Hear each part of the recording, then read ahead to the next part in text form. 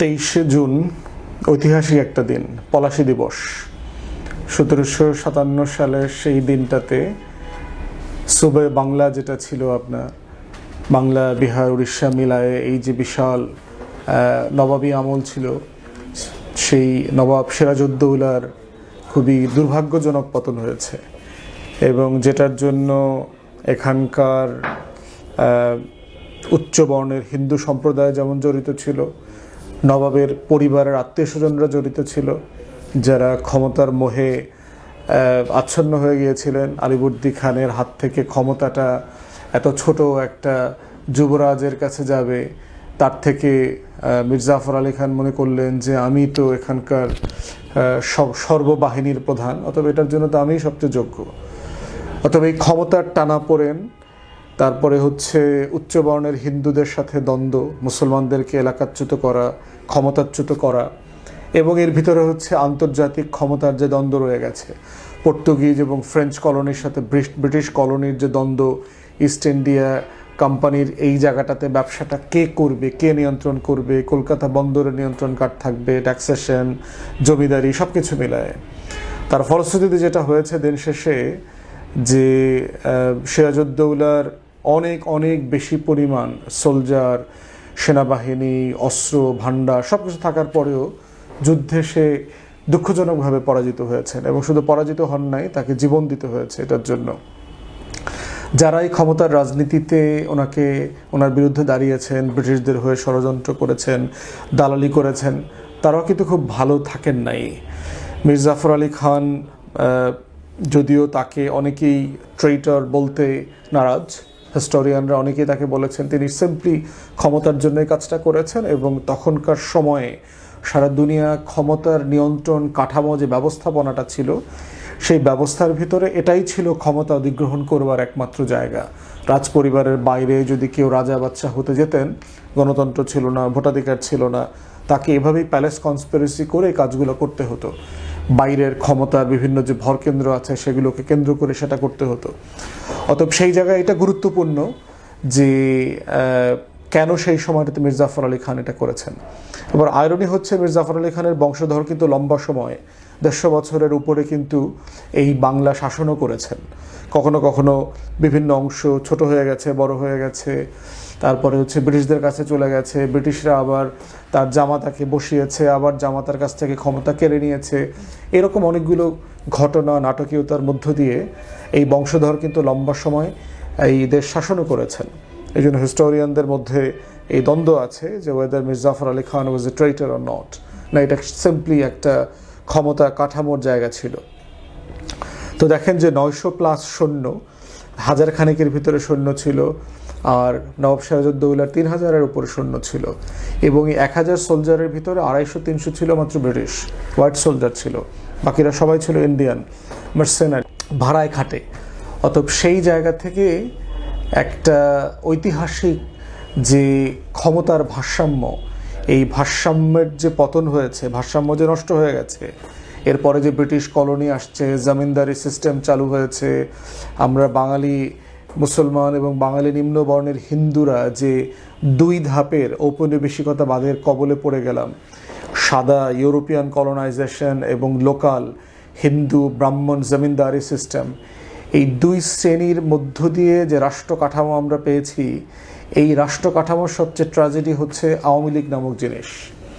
যে ঐতিহাসিক মানে গাদ্দারের ইতিহাস যদি দেখেন আমাদের এই বাংলার শাসন ব্যবস্থাতে, এই আওয়ামী লীগ হচ্ছে সেই গাদ্দারি এবং যে নিজের রাষ্ট্র, নিজের দেশ, নিজের স্বার্থের সাথে ঐতিহাসিক বেইমানির যে সিলসিলা, সেই সিলসিলার ধারাবাহিকতাকে ধারণ করে হচ্ছে আওয়ামী লীগ নামক জিনিস।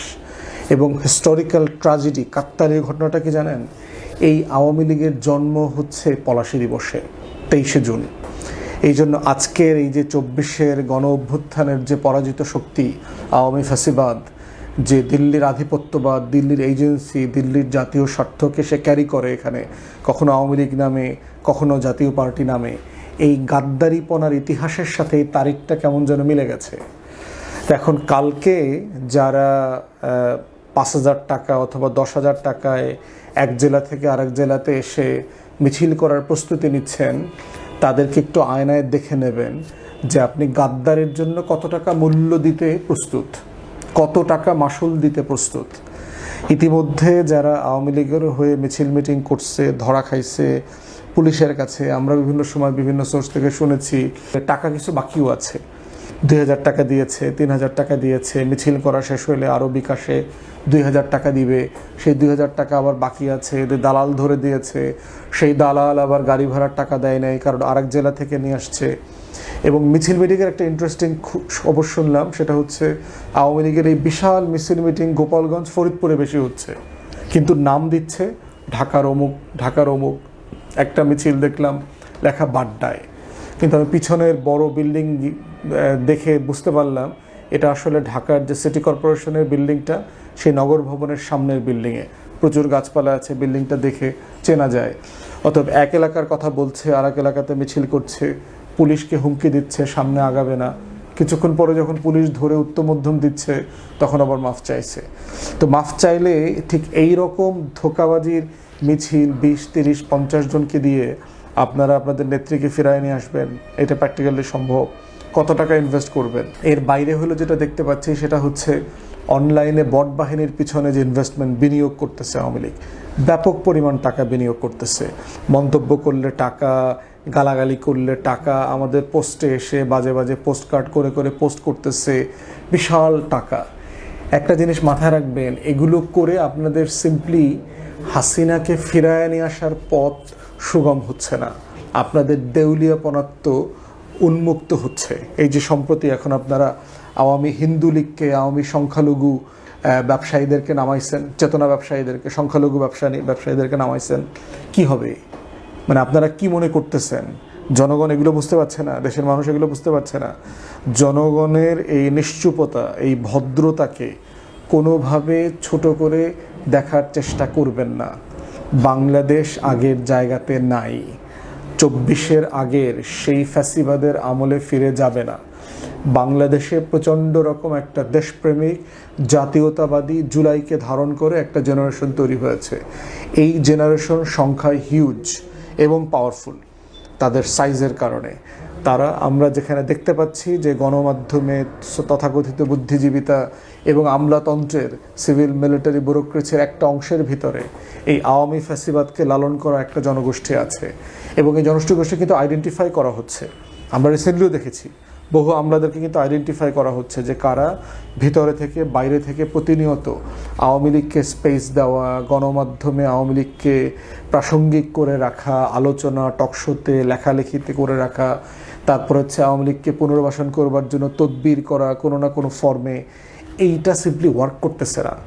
আপনারা চেষ্টা করছেন, কিন্তু আপনাদের সাথে ওই পতিত আওয়ামী লীগের একটা অংশ ছাড়া কেউ এখানে নাই। দিন শেষে আসলে কি ক্ষতি করছেন? হাসিনা ফিরবে না, হাসিনার আত্মীয় স্বজন পোলাপান ফিরবে না।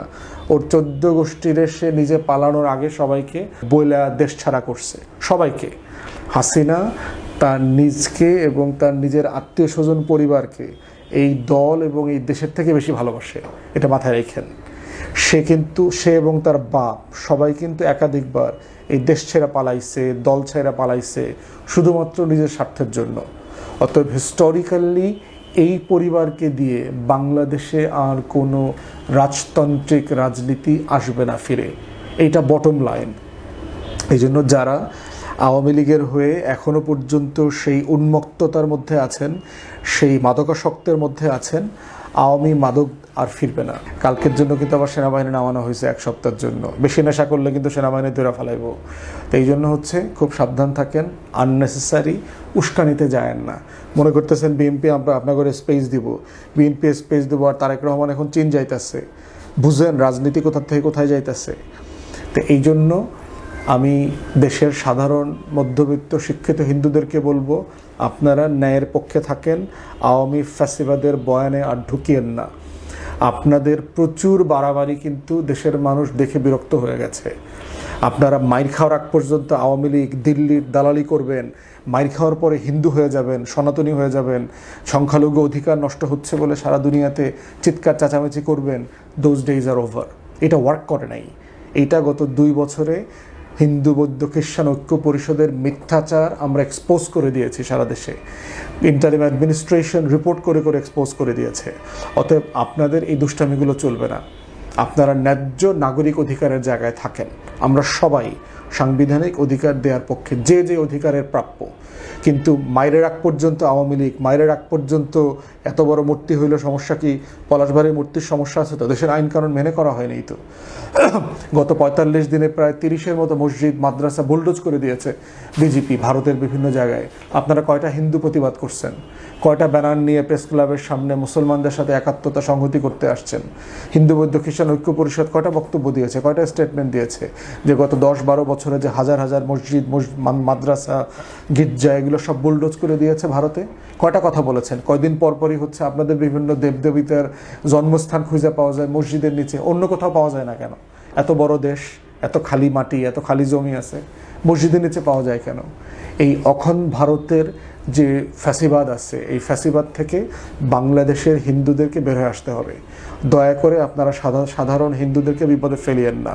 এই যে দাঙ্গার মতো করে একটা পরিবেশ তৈরি করা হচ্ছে পরিকল্পিতভাবে ২টা ইস্যুকে কেন্দ্র করে, ২৩শে জুন পলাশী দিবসে আওয়ামী ফ্যাসিবাদের জন্ম আর তারেক রহমানের চীন যাত্রা, এর দুইটা কোনোটাই কিন্তু সফল হচ্ছে না, সফল হবে না, ওয়ার্ক করবে না। তাই আমি সংখ্যালঘুদের বলবো, দয়া করে বাংলাদেশি নাগরিক আকারে বসবাস করেন, বিজেপির হয়ে এখানে বক্তব্য দেবেন না। ভয়ঙ্কর ভয়ঙ্কর কথা বলছেন এবং আপনারা যে উস্কাচ্ছেন এটা কিন্তু আমরা বুঝতেছি। আপনারা চাইতেছেন যে আপনাদের উপরে আঘাত করা হোক, তখন আপনারা দুনিয়াতে এটা নিয়ে রাজনীতি করবেন। এই পুরাতন রাজনীতি আমরা দেখে কিন্তু ক্লান্ত হয়ে গেছি। অতএব নিজেদের ভাগ্য, নিজেদের দোজক ডেকে নিয়ে আসবেন না, প্রয়োজন নাই। আপনাদের পলাশবাড়ির শিবের মন্দির বানাবেন, রামের মন্দির বানাবেন, বানান, অনুমতি নিছেন? ৫০ ফিটের একটা উঁচু জিনিস বেশি যদি বানান, সরকারের অনুমতি নিতে হবে না? ডিসির কাছ থেকে, বিভাগীয় কমিশনার কাছ থেকে, ওখানকার বিমান অথরিটির কাছ থেকে, বিভিন্ন ডিপার্টমেন্ট আছে, তাদের কাছে অনুমতি নিতে হবে। যে কোনো বিল্ডিং, যে কোনো মিনার বানাইতে হলেও তো অনুমতি নিতে হয়, আপনারা নেন নাই কেন? এরপরে হচ্ছে একটা কৌশলগত জায়গায় এই মন্দির নির্মাণ করা হচ্ছে। এটা তো সিম্পলি মন্দির না। ৫-৬ হাজার হিন্দু আছে এখানে পুরো আসনে, যেখানে প্রায় ৩.৫ লক্ষ মুসলমান। তাহলে আপনারা মানে কিসের জন্য এটা করতেছেন? সারা ভারতবর্ষ এত উঁচু শিবের মন্দির নাই, রামের মন্দির নাই, আপনাদের এখানে কেন এটা করতে হবে? ওই যে চৈতালিরা বলছে না যে বাংলাদেশের চৈতালি টাইপ যে উস্কানিদাতা আছে আওয়ামী হিন্দু, এগুলো বলতেছে না রংপুরকে আলাদা করবে। তাহলে এই জায়গাতে আপনি সার্বভৌমত্বে আঘাত করছেন। তাহলে পলাশী দিবস, আওয়ামী লীগের জন্মবার্ষিকী আর প্রধানমন্ত্রীর চীন সফরকে কেন্দ্র করে এই যে সংখ্যালঘুদের নাটক, এই সব কিছু মিলিয়ে হচ্ছে বাংলাদেশের স্বাধীনতা, সার্বভৌমত্বকে সংকটাপন্ন করার চেষ্টা করা হচ্ছে। আমাদের বক্তব্য খুব পরিষ্কার, আমরা সব অধিকারে বিশ্বাস করি। আমাদের রেড লাইন হচ্ছে আমাদের সীমান্ত, আমাদের রেড লাইন হচ্ছে আমাদের আজাদি, আমাদের স্বাধীনতার স্বপ্ন। এখানে কোনো কম্প্রোমাইজ করবে না বাংলাদেশের মানুষ। সাধু সাবধান। ধন্যবাদ।